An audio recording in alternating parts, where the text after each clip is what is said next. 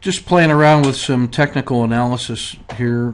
I tend to have a visual geometric look at the market, so I just look at the S&P on dailies back to the start of the year.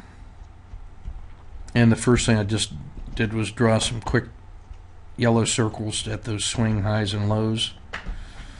I eyeballed some regression lines of the highs and versus the lows, and remembered, oh yeah, the Andrews pitchfork will also do that for you. And it turned out to be exactly the same lines as the outer rays on the Andrews pitchfork when expressed from here to there. And then just put a Gann fan on this thing to look at projection of normal paths based on this. Almost looks like a tornado plot.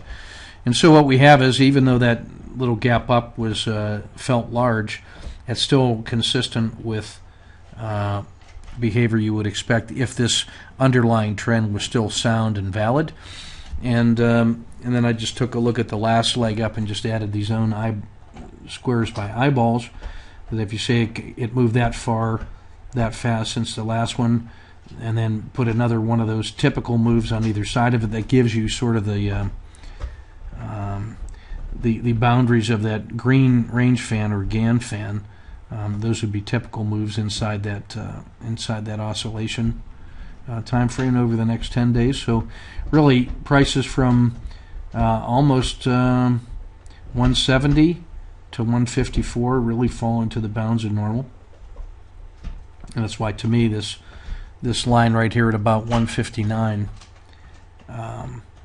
this support level right here, 158-ish, that looks really important to me, to keep this inside that channel. Even if we get a pullback, if it finds support around 158 or better, then that's going to continue to look like this lazy W that has characterized this upward move all the way.